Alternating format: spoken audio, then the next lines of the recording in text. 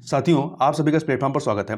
यहाँ पर हम लोग विजन आईएएस कोचिंग संस्था के द्वारा जो केंद्रीय बजट 2022-23 का सार पीडीएफ फॉर्म में प्रोवाइड किया गया है, उसी को यहाँ पर हम लोग देख रहे हैं। और यह जो पूरा बजट है, ये बजट आपका 2 पार्ट में है। ठीक है, तो हम लोग इस वीडियो को भी 2 पार्ट में ही कंप्लीट करेंगे।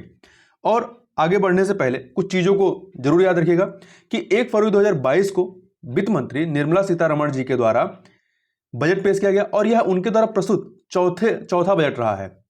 और यहां यह भी ध्यान रखिएगा कि वर्ष 2017 से हर साल प्रत्येक 1 फरवरी को जो है बजट पेश किया जाता है। पहले यह मार्च में प्रस्तुत होता था, अब यह 1 फरवरी को प्रस्तुत किया जाता है।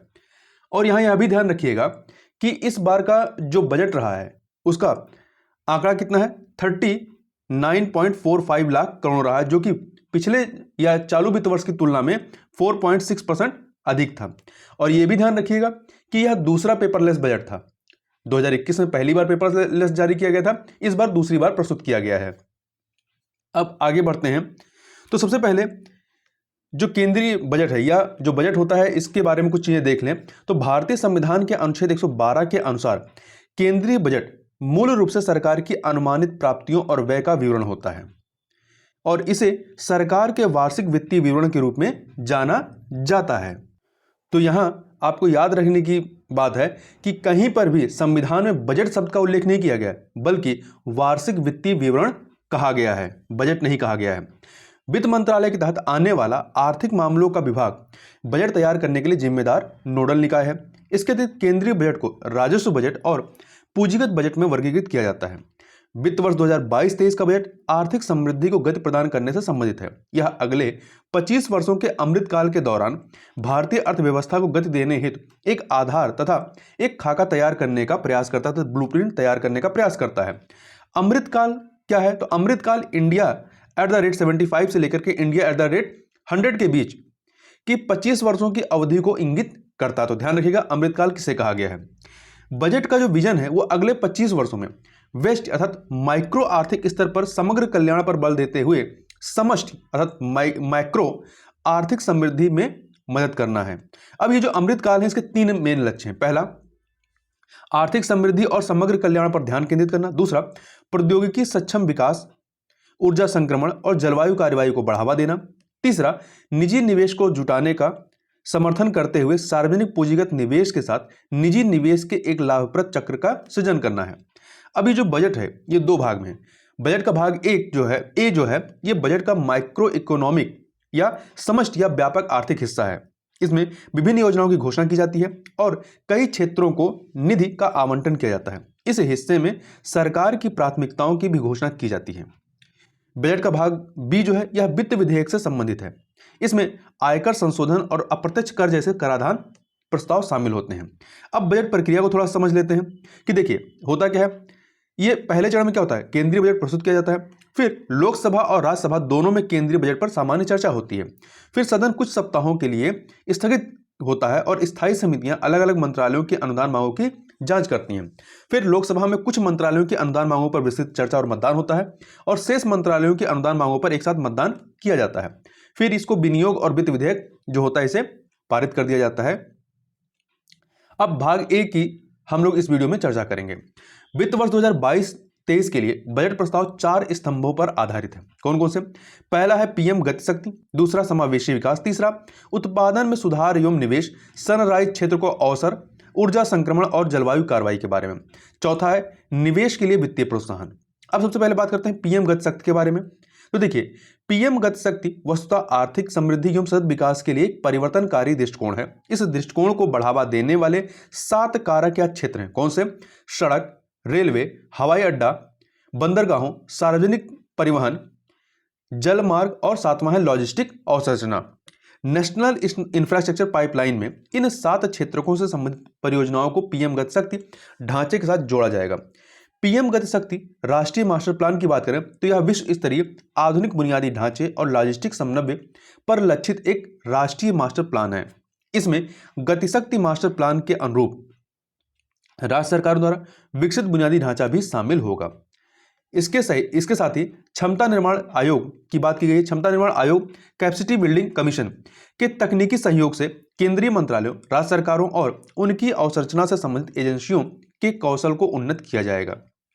यह पीएम गति शक्ति अवसंरचना परियोजनाओं की योजना बनाने, डिजाइन, वित्त पोषण, नवोन्मेषी तरीकों सहित और कार्यान्वयन प्रबंधन में क्षमता को बढ़ाएगा।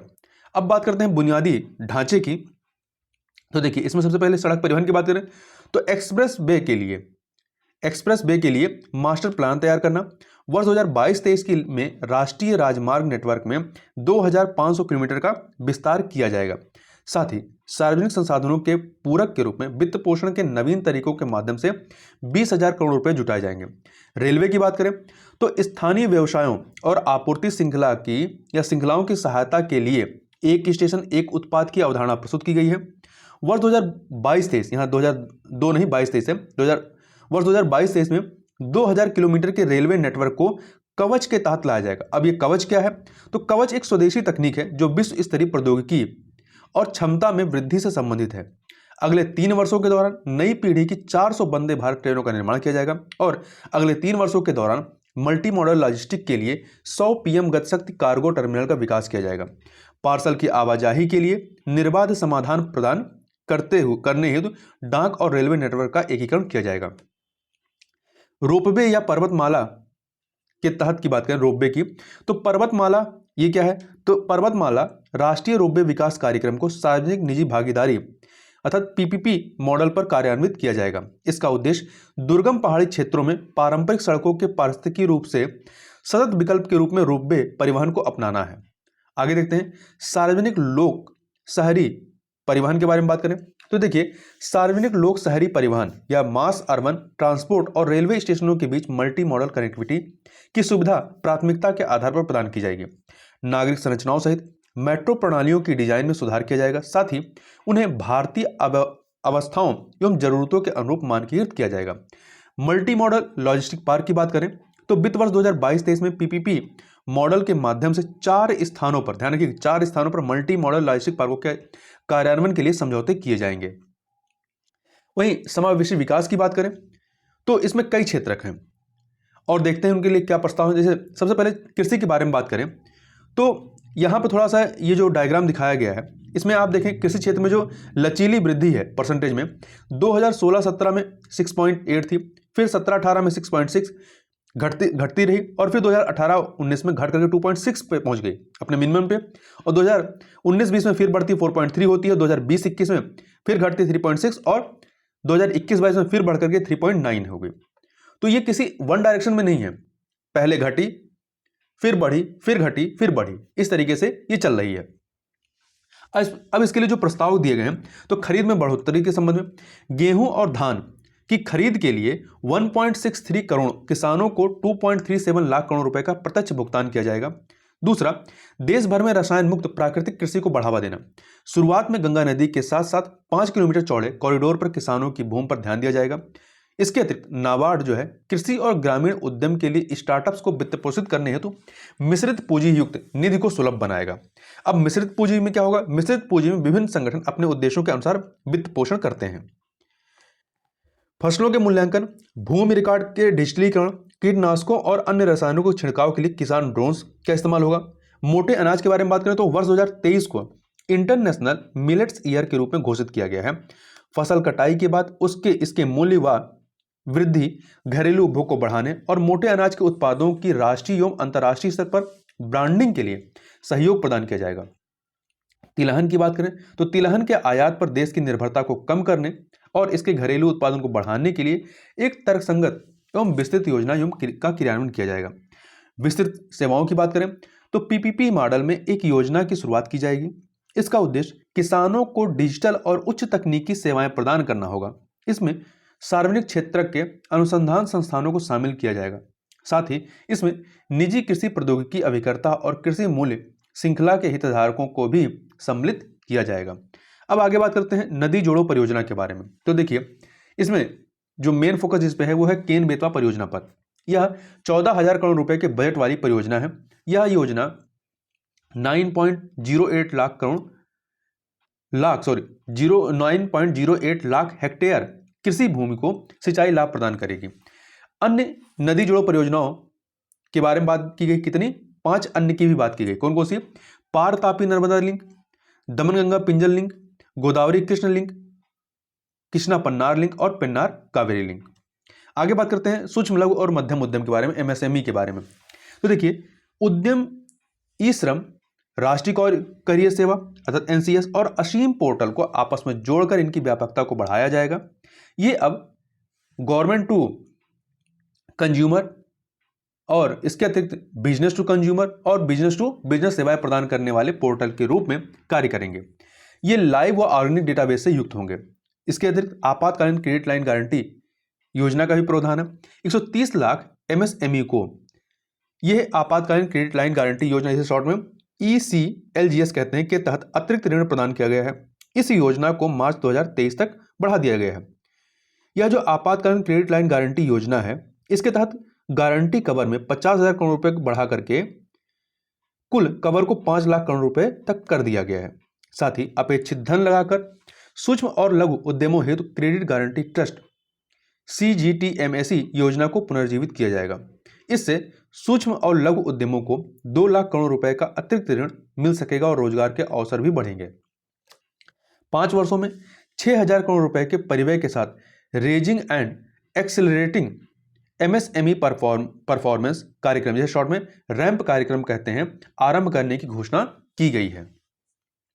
तो ध्यान रखिएगा, रैंप कार्यक्रम किससे संबंधित है? MSME से संबंधित है।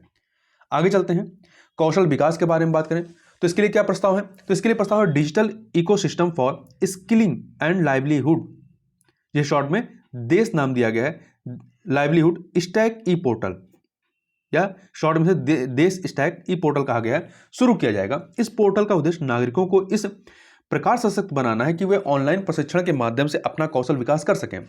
ड्रोन शक्ति का भी प्रावधान है। इसमें क्या है, इसकी सुविधा प्रदान करने और ड्रोन एज ए सर्विस के लिए स्टार्टअप्स को बढ़ावा दिया जाएगा। राष्ट्रीय कौशल योग्यता फ्रेमवर्क को प्रगतिशील औद्योगिक आवश्यकताओं के अनुरूप ढाला जाएगा। शिक्षा की बात करें तो देखिए, PM ई विद्या के लिए एक कक्षा एक टीवी चैनल कार्यक्रम का विस्तार किया जाएगा। अब इसमें 12 टीवी चैनलों के बजाय 200 चैनल शामिल होंगे। पहले 12 थे, अब कितने हैं? 200 हो गए। अत्यंत महत्वपूर्ण चिंतन कौशल को बढ़ावा देने और रचनात्मकता को स्थान देने के लिए वर्ष 2022-23 में वर्चुअल प्रयोगशालाओं और समकालिक शिक्षण परिवेश के लिए 75 स्किलिंग ई लैब्स की स्थापना की जाएगी। अध्यापकों को गुणवत्तापूर्ण ई कंटेंट तैयार करने में शिक्षण के डिजिटल उपकरणों से सशक्त किया जाएगा। देश भर के विद्यार्थियों को व्यक्तिगत रूप से विश्वस्तरीय गुणवत्तापूर्ण सर्वसुलभ शिक्षा प्रदान करने हेतु एक डिजिटल विश्वविद्यालय स्थापित किया जाएगा। यह विभिन्न भारतीय भाषाओं और सूचना एवं संचार प्रौद्योगिकी ICT प्रारूप में उपलब्ध कराया जाएगा। आगे देखते हैं, स्वास्थ्य की बात करें तो आयुष्मान भारत डिजिटल मिशन के तहत राष्ट्रीय डिजिटल स्वास्थ्य परितंत्र के लिए एक नए खुले प्लेटफॉर्म का शुभारंभ किया जाएगा। इसमें स्वास्थ्य प्रदाताओं और स्वास्थ्य सुविधाओं की डिजिटल रजिस्ट्री, विशिष्ट स्वास्थ्य पहचान व उपयुक्त फ्रेमवर्क शामिल होंगे। साथ ही यह स्वास्थ्य सुविधाओं तक सार्वभौमिक पहुंच भी प्रदान करेगा। गुणवत्तापूर्ण मानसिक स्वास्थ्य परामर्श और देखभाल सेवाओं के लिए राष्ट्रीय टेली मानसिक स्वास्थ्य कार्यक्रम जारी किया जाएगा। इसमें 23 टेली मानसिक स्वास्थ्य उत्कृष्टता केंद्रों का एक नेटवर्क शामिल होगा। इसमें निमहंस नोडल केंद्र के रूप में कार्य करेगा। अंतर्राष्ट्रीय सूचना प्रौद्योगिकी संस्थान बेंगलुरु इसके लिए तकनीकी सहायता प्रदान करेगा। समेकित संरचना का भी प्रस्ताव है। इसमें क्या है, महिलाओं और बच्चों को समेकित लाभ प्रदान करने के लिए हाल ही में 3 योजनाओं, कौन सा, मिशन शक्ति, मिशन वात्सल्य और सक्षम आंगनवाड़ी और पोषण 2.0 प्रारंभ की गई है। ठीक है, अब आगे बात कर लेते हैं सर्वसमावेशी कल्याण के बारे में। तो यहां पे ध्यान देखिए, यहां पे 4 योजनाएं हो गई, मिशन शक्ति, मिशन वात्सल्य, सक्षम आंगनवाड़ी और पोषण 2.0। सर्वसमावेशी कल्याण की बात करें तो हर घर नल से जल वर्ष 2022-23 में 3.8 करोड़ घरों को शामिल किया जाएगा। प्रधानमंत्री आवास योजना के तहत वर्ष 2022-23 में 80 लाख मकानों का निर्माण पूरा होगा। और प्रधानमंत्री देवाइन का मतलब क्या है, पूर्वोत्तर क्षेत्र के लिए प्रधानमंत्री की विकास पहल, पूर्वोत्तर की जरूरतों के आधार पर अवसंरचना और सामाजिक विकास को वित्तपोषित किया जाएगा।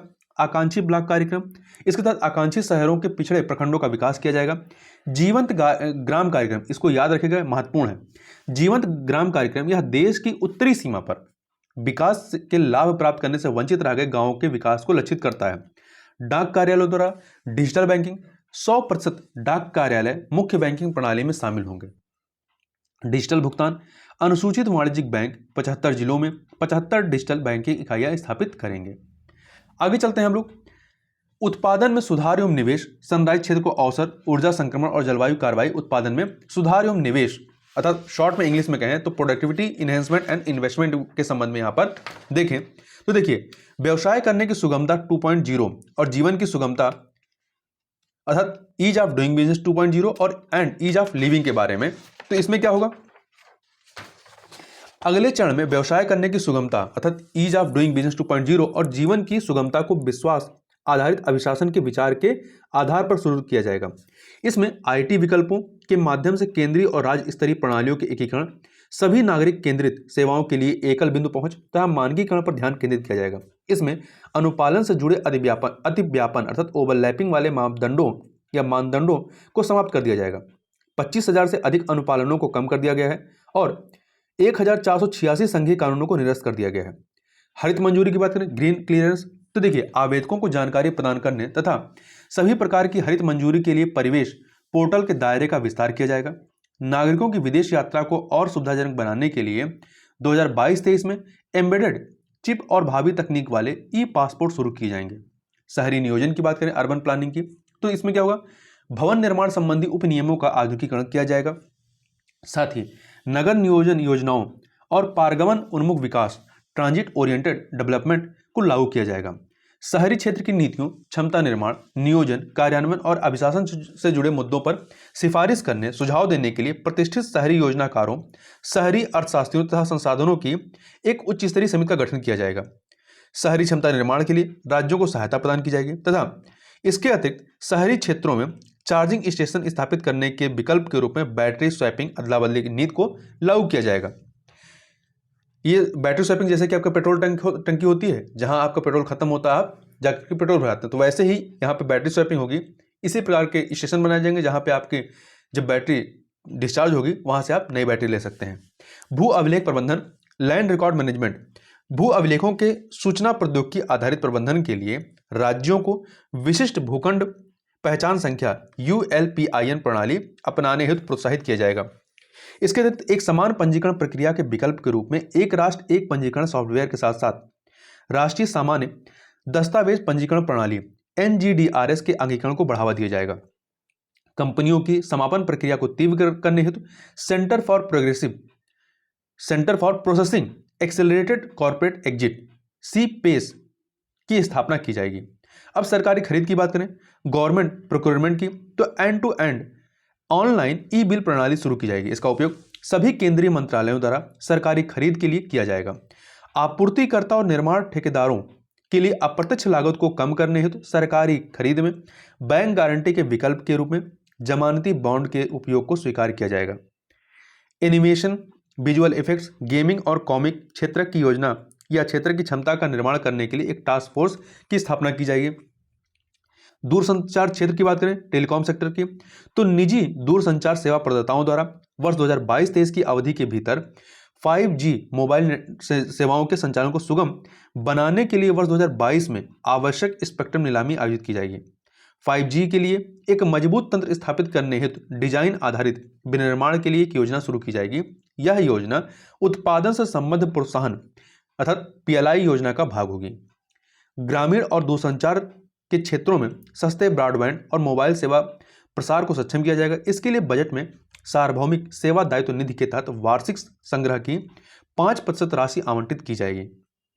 निर्यात प्रोत्साहन के बारे में बात करें, एक्सपोर्ट प्रमोशन, तो राज्यों को उद्यम और सेवा केंद्रों के विकास में भागीदार बनाने हेतु विशेष आर्थिक क्षेत्र अधिनियम सेज एक्ट को समाप्त कर एक नया कानून लाया जाएगा। तो सेज एक्ट 2005 रहा है ये, ठीक है, 2005 के तहत आता है और 2006 में इसे लागू किया गया। तो ध्यान रखिएगा, इस बजट में आपका जो सेज एक्ट है इसे समाप्त करने का भी प्रावधान लाया गया है। रक्षा क्षेत्र में आत्मनिर्भरता की बात करें तो वर्ष 2022-23 में पूंजीगत रक्षा खरीद बजट का 68% घरेलू उद्योग के लिए निर्धारित किया जाएगा, जो 2021-22 में 58% था, मतलब इसमें 10% की बढ़ोतरी की गई है। वहीं रक्षा अनुसंधान एवं विकास क्षेत्र को उद्योग, स्टार्टअप्स और शिक्षा जगत के लिए खोला जाएगा। इसके लिए रक्षा अनुसंधान एवं विकास बजट का 25% निर्धारित किया गया है। व्यापक परीक्षण और प्रमाणन आवश्यकताओं को पूरा करने के लिए एक स्वतंत्र नोडल एकल निकाय स्थापित किया जाएगा। अब बात करते हैं दिवाला और शोधन अक्षमता संहिता में संशोधन के संबंध में। तो देखिए, दिवाला और शोधन अक्षमता संहिता में संशोधन किया जाएगा। इसका उद्देश्य समाधान प्रक्रिया के लाभों को बढ़ाना और सीमा पार शोधन अक्षमता समाधान को सुगम बनाना है। सनराइज क्षेत्र के अवसर के बारे में बात करें, सनराइज अपॉर्चुनिटी, तो अलग अलग सनराइज क्षेत्र को अवसर देने के लिए अनुसंधान एवं विकास हेतु सरकारी योगदान उपलब्ध कराया जाएगा। इसमें कृत्रिम बुद्धिमत्ता, आर्टिफिशियल इंटेलिजेंस, भूस्थानिक प्रणाली और ड्रोन, सेमीकंडक्टर और इसका पूरा तंत्र, अंतरिक्ष आधारित अर्थव्यवस्था तथा स्पेस इकोनॉमी, जीनोमिक्स व फार्मास्यूटिकल, हरित ऊर्जा तथा स्वच्छ गतिशीलता प्रणाली जैसे क्षेत्र शामिल हैं।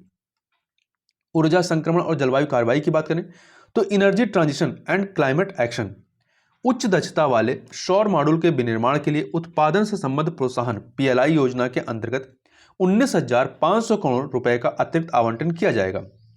कार्बन न्यूट्रल अर्थव्यवस्था में रूपांतरण के लिए ताप विद्युत संयंत्रों में 5% से लेकर के 7% बायोमास प्लेट्स का सह दहन किया जाएगा।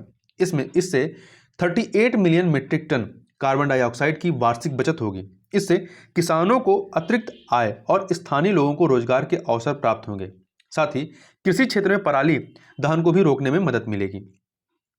यहां थोड़ा सा एक बार देख लेते हैं, जो उत्पादन से संबंधित प्रोत्साहन योजना है, इसके तहत आवंटन जो 2022-23 के बजट अनुमान है, इसमें आपका देखिए दूरसंचार और नेटवर्किंग उत्पाद के लिए 528 करोड़, बृहद इलेक्ट्रॉनिक्स और IT हार्डवेयर के लिए 5,300 करोड़ और फार्मास्यूटिकल के लिए 1,629 करोड़ रुपए का आवंटन है।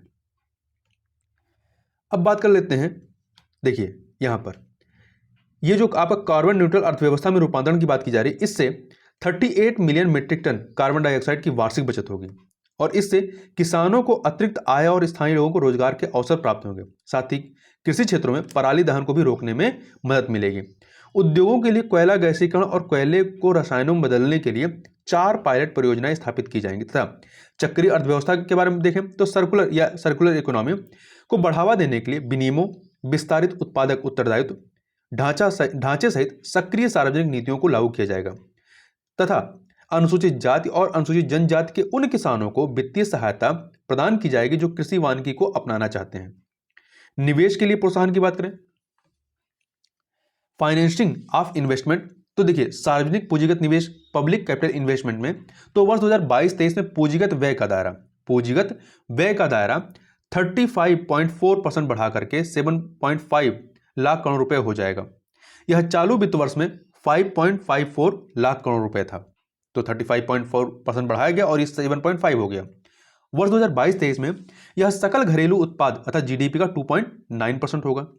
इसके अतिरिक्त केंद्र सरकार का प्रभावी पूंजीगत व्यय वर्ष 2022-23 में 10.68 लाख करोड़ रुपए रहने का अनुमान है, जो GDP का लगभग 4.1% है। प्रभावी पूंजीगत व्यय Gujarat international finance tech city company limited, जिसे गिफ्ट के नाम से जानते हैं, अंतरराष्ट्रीय वित्तीय सेवा केंद्र के रूप में स्थापित किया जाएगा। तो गिफ्ट सिटी में विश्व स्तरीय विदेशी विश्वविद्यालयों और संस्थानों की स्थापना हेतु अवसर प्रदान किए जाएंगे। साथ ही विवादों के समय पर निपटान के लिए अंतर्राष्ट्रीय न्याय शास्त्र पर आधारित एक अंतर्राष्ट्रीय मध्यस्थता केंद्र की स्थापना की जाएगी इस गिफ्ट सिटी में। आगे बात करते हैं, राज्यों को अधिक राजकोषीय विकल्प प्रदान करना, providing greater fiscal space to states. तो इसके तहत बजट अनुमानों में पूंजीगत निवेश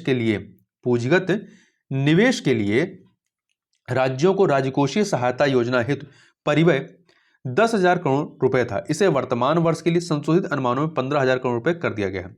अर्थव्यवस्था में समग्र निवेश को प्रोत्साहित करने की दिशा में राज्यों की सहायता हेतु वर्ष 2022-23 में 1 लाख करोड़ रुपए का आवंटन किया गया है। साथ ही सामान्य ऋण के अतिरिक्त 50 वर्ष के लिए ब्याज मुक्त ऋण प्रदान किया जाएगा। राज्यों को वर्ष 2022-23 में राज्य सकल घरेलू उत्पाद GSDP के 4% के राजकोषीय घाटे की अनुमति होगी। इसका 0.5% विद्युत क्षेत्र में सुधार से संबंधित होगा। सार्वजनिक निजी भागीदारी वाली योजनाओं सहित अन्य परियोजनाओं की वित्तीय व्यवहार्यता बढ़ाने हेतु उपाय किए जाएंगे। इसके लिए बहुपक्षीय एजेंसियों से तकनीकी और ज्ञान या कौशल संबंधी सहायता ली जाएगी। यहां पर थोड़ा सा देखें डायग्राम में, तो देखिए यहां पे पूंजीगत व्यय को प्राथमिकता दी गई है, पूंजीगत व्यय और राजस्व व्यय, ठीक है।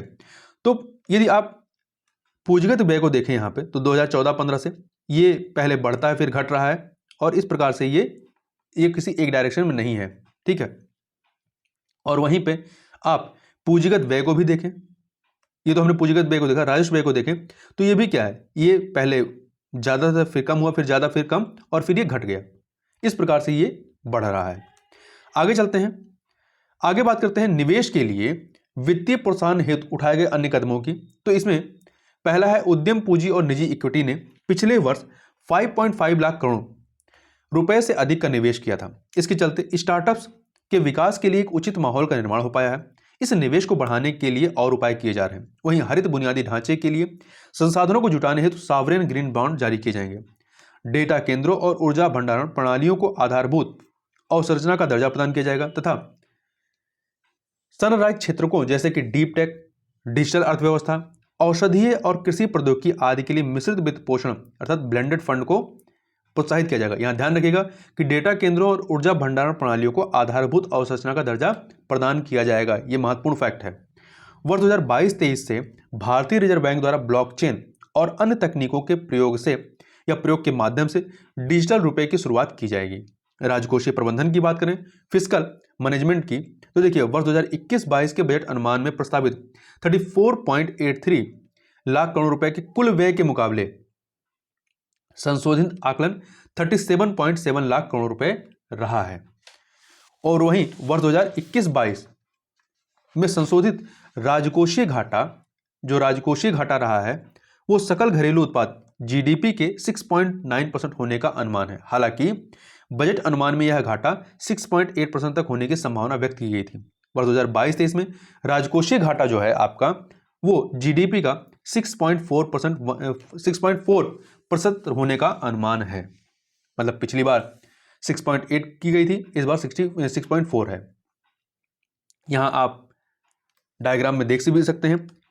इसमें आपका राजकोषीय घाटा, राजस्व घाटा अर्थात रेवेन्यू डेफिसिट, प्रभावी राजस्व घाटा और प्राथमिक घाटे को चित्रित किया गया है। तो आप यहां पे देखिए, यदि आप राजकोषीय घाटा देख रहे हैं, राजकोषीय घाटा रेड वाला, तो यहां कितना आ रहा है 2022-23 में 6.4 आ रहा है अनुमान है। और वहीं पर यदि आप राजस्व घाटा देखते हैं, रेवेन्यू डेफिसिट, तो इसको देखिए आप, ये आपका कितना जा रहा है 3.8% 2022-23 के लिए। और वहीं पर प्रभावी राजस्व घाटा की बात करें, जो एकदम ब्लैक वाला है, प्रभावी राजस्व घाटा इफेक्टिव रेवेन्यू डेफिसिट, तो ये आपका 2022-23 में कितना रह रहा है, ये रह रहा है 2.8%। और प्राथमिक घाटा येलो वाला, ये कितना जा रहा है 2022-23 में 2.8% रह रहा है, नहीं, ये 2.6 रह रहा है, ठीक है। जो आपका प्राथमिक घाटा है ये 2.6% है, जबकि प्रभावी राजस्व घाटा 2.8% है। तो इतनी चीजें हमने यहां पे देखी। अब इससे आगे की चीजों को हम लोग इसके नेक्स्ट पार्ट में कवर करेंगे। तो इस वीडियो में बस इतना ही, मिलते हैं नेक्स्ट वीडियो में, तब तक के लिए बहुत बहुत धन्यवाद।